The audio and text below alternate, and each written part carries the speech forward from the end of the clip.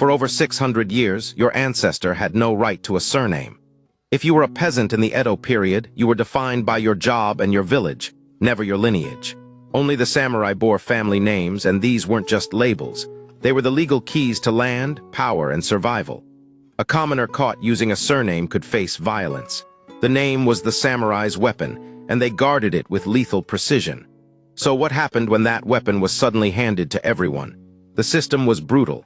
Samurai families, or clans, held their names as exclusive property. These names often traced back to their ancestral lands or heroic deeds. If you changed your name without permission, you broke the law. This created a society where knowing someone's surname instantly revealed their rank, their enemies, and their wealth. The samurai didn't just share names, they weaponized them to keep the commoners in their place. But when the shogunate collapsed, that weaponization became a free-for-all. Then came 1870.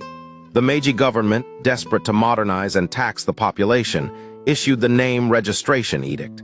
Suddenly, every Japanese citizen was ordered to register a family name. The peasants were thrown into panic. They had never had surnames. They had to invent one overnight. The result was a flood of improvised names, mostly based on geography, that bore no relation to ancient bloodlines. Historians estimate that up to 90% of modern surnames were born in that single year. But how did the peasants decide what to write? Look at the most common surnames in Japan today, and you'll see the geography, not the blood. Nakamura means middle village.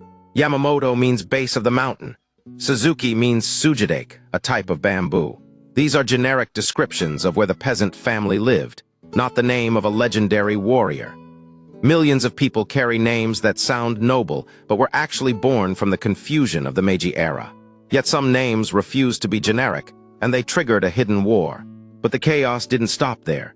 As the samurai class lost their stipends and privilege, the dynamic flipped. Some wealthy commoners began adopting the surnames of fallen samurai to gain social standing. This wasn't just copying. It was identity warfare. Samurai families were horrified. They called it name theft. Disputes erupted in the streets. A commoner claiming a samurai name could be challenged to duels. The name was no longer just a label. It was a battleground, and when battles broke out, the samurai had to adapt. To survive, some samurai resorted to extreme measures. They shortened their names, hid them behind aliases, or adopted the names of powerful allies. The toshi, or Kabu systems, were manipulated to preserve lineage. You'll find surnames that were actually adopted names, meaning the bloodline changed completely.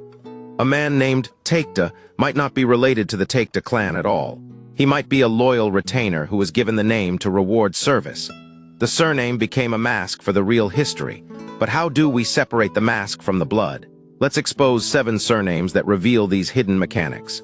First, Sadake. This name often hides a complex history of adoption and reclamation. Second, Date. The Date clan was famous for forging alliances through marriage and name adoption, twisting their lineage to outmaneuver rivals. Third, Mori. The Mori switched their family crest and name strategy multiple times to survive the Sengoku period's bloodbath. These aren't static labels, they are records of survival. Yet the deepest secrets aren't in the names themselves, but in what was deliberately hidden. Fourth, Usugi. The Usugi clan played a dangerous game, sometimes adopting the name of weaker clans to absorb their armies. Fifth, Oda. Oda Nobunaga's name was a weapon of terror, and his successors had to defend it against usurpers. Sixth, Tokugawa. While a given name, Tokugawa became the ultimate surname prize coveted by everyone. Seventh, Honda.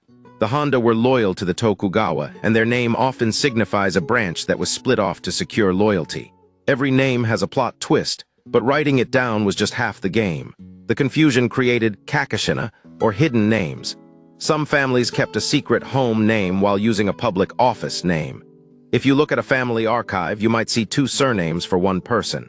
This duality allowed clans to survive political purges. If the government came for the Ishida, the family might be registered as Yamada in the census. The surname you carry might be the disguise your ancestors used to keep the bloodline alive. So how do modern researchers verify what was actually written on paper? Modern genetics and surname studies are starting to uncover these lies. When you trace the DNA of a Suzuki, you find a patchwork of lineages, not a single warrior bloodline.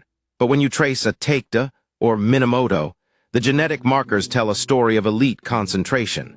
The surnames that stuck from the Edo period often mapped to ancient clan territories. The fake names scattered everywhere, but the real names clustered around the old castles and power bases. But paper and DNA are only half the puzzle. The other half was legally bound to the land. The Kabu System, samurai held Kabu or shares of land. The name was tied to the Kabu. You couldn't sell the name without the land. This made surnames incredibly sticky and specific. When the Meiji law hit, it wasn't just about names. It was about the destruction of the Kabu System. The names became unmoored from the land, floating in a sea of commoners. This decoupling is why modern Japanese surnames can be so common, while ancient samurai names were rare and precious. But even when the land was lost, the bloodlines found another way to mark themselves. We also have to talk about Shinpan families. These were collateral branches of major clans. When a son was born to a lesser branch, he might get a derivative surname. Matsudera branches became Mori, Honda, Imbe. A single founder could spawn dozens of surnames. This explains why some surnames cluster in specific regions. The Honda might be everywhere, but the Honda of Mikawa have a different crest than the Honda of Echigo. The surname is a map of these branches. But what happens when two unrelated families share the exact same branch name? There's one layer most people miss. The surname is just the text, the crest is the picture. Every samurai clan had a Kamon, a heraldic symbol. The Kamon tells the real story of the clan's alliances, origins, and secrets. Two families might share the surname Watanabe, but have completely different crests, meaning they are unrelated. The crest is the fingerprint. The surname is the mask. To truly know your Japanese heritage, you have to look past the name and find the mark your ancestors wore on their armor. So when you see a Japanese surname today, ask yourself, is this a samurai bloodline or a peasant's invention from 1870? Is this a name stolen by ambition or a disguise that saved a family? The name might be a lie, but the history is real. It's hidden in the adoption records, the hidden crests, and the forgotten laws that once made a name a crime. The game of surnames is far from over. It's just waiting for you to decode it. If you suspect your family name hides a samurai secret, or you know a crest that contradicts the paper trail, we need to hear it. Share your discoveries in the comments. Your family history might help the next viewer break the code. But surnames are only half the story, the crests tell the rest.